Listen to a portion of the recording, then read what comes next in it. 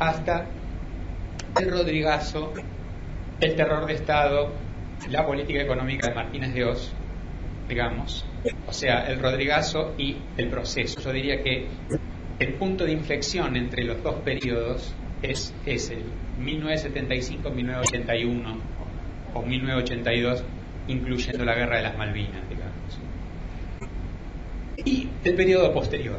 Entonces, lo que diría es que de todo el primer periodo, el problema es que la política se fue devorando a sí misma, se fue desinstitucionalizando. El primer periodo está caracterizado por la emergencia creciente de proyectos mesiánicos de transformación que se fueron sucediendo unos a otros, ¿no?, con una voracidad de transformar radicalmente la sociedad argentina y generando las reacciones radicales también, y a veces infinitamente peor que las causas, digamos, que parecían justificarlas.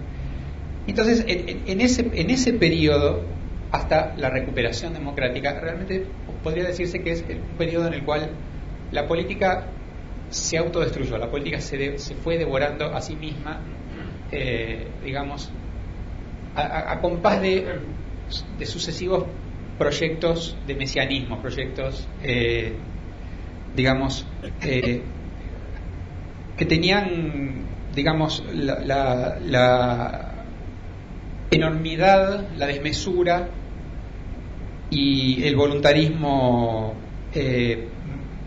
más atroz, digamos, en algunos casos. Eso tuvo un final y un momento de recuperación, que es la recuperación democrática en el 83. Pero a partir de la recuperación democrática, efectivamente hay una estabilidad institucional, pero quedó un legado un legado muy negativo de todo el periodo anterior, que es la destrucción del Estado, digamos, esa destrucción del Estado de la cual todavía no nos hemos recuperado. Es decir, el Estado se destruyó y los intentos de reconstruir el Estado hasta ahora no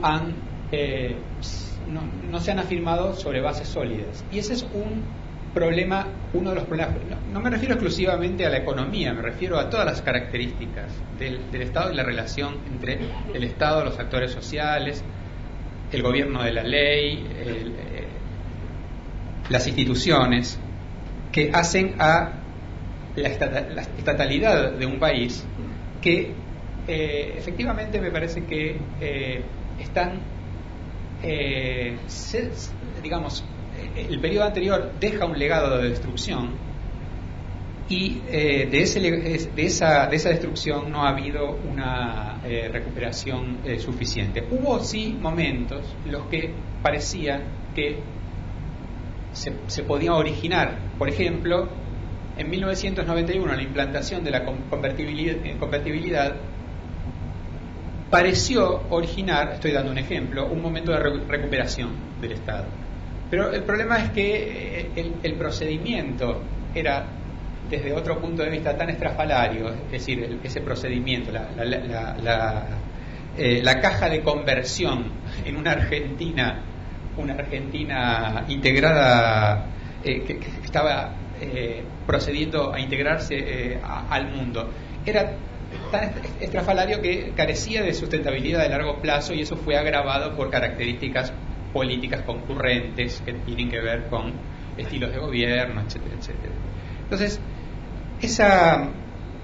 tenemos ese problema grave, que no es el único, pero es uno principal, que es un Estado que está extremadamente fragilizado. Ciertamente la década del 90, globalmente, si la consideramos, fue un periodo de mayor fragilización, jibarización del Estado. La herencia, digamos, el Estado se achicó pero se deformó, perdió capacidades y no se avanzó en la recuperación estatal. Ahora, me atrevo a decir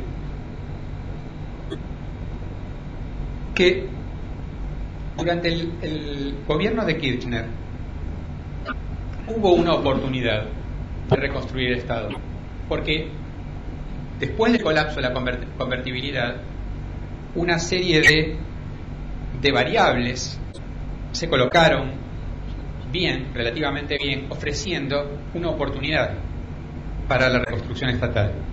Pero esa oportunidad fue desaprovechada. En mi opinión, esto es indiscutible. Es decir, se perdió una oportunidad más de reconstrucción, a pesar de que se habían dado buenos primeros pasos, digamos, ya a partir del comienzo de la administración Duhalde. Y en esa gestión, digamos, que va, digamos, desde el 2002 hasta el fin del gobierno de Kirchner, se había creado una oportunidad y esa oportunidad se desaprovechó. Yo no quiero describir el desaprovechamiento porque me parece que no es necesario. Creo que sabemos todos de qué estamos hablando. Sino que quiero colocar eso como marco para la discusión del problema. Y aquí parto del concepto de morfología sociopolítica. Es decir, ¿qué quiero decir con esto? Quiero decir que, digamos, una sociedad tiene una morfología, una determinada morfología, que es, digo sociopolítica porque es multidimensional. Hay dimensiones sociales, económicas, culturales, políticas, institucionales, que constituyen el ambiente en el que la política de gobierno tiene que desenvolverse. Entonces, el tema es, una morfología sociopolítica en alguna medida es como, uno podría decir, como un aparato, un automóvil, digamos, ¿no? Tiene una determinada lógica y exige determinadas destrezas. Una de ellas es una lectura correcta de esa morfología sociopolítica. Es decir, si nosotros tenemos una lectura equivocada acerca de cómo es la morfología sociopolítica de una determinada sociedad, cómo se articulan instituciones, cultura, Estado, agentes económicos, agentes sociales, etcétera, etcétera. Si tenemos una lectura equivocada acerca de qué es lo que esa morfología demanda en términos de formas adecuadas para gobernarla, no vamos a acertar a resolver el problema de gobernabilidad. No vamos a poder gobernar. Esto, es decir, no vamos a poder, gobernar sí, pero no vamos a poder gobernar sin evitar crisis de gobernabilidad. Esto pone el acento en el papel de los líderes y en el papel de los mapas cognitivos, de las lecturas que los líderes hacen sobre las morfologías sociopolíticas. Es decir, que las morfologías sociopolíticas no son evidentes por sí mismas, así como no es evidente cuáles son las destrezas o cómo es el modo más apropiado de manejar un determinado aparato sofisticado o delicado, sino que son cuadros, digamos, de relaciones muy sofisticadas que exigen unas determinadas interpretaciones correctas en cuanto a lo que son los requerimientos, los requisitos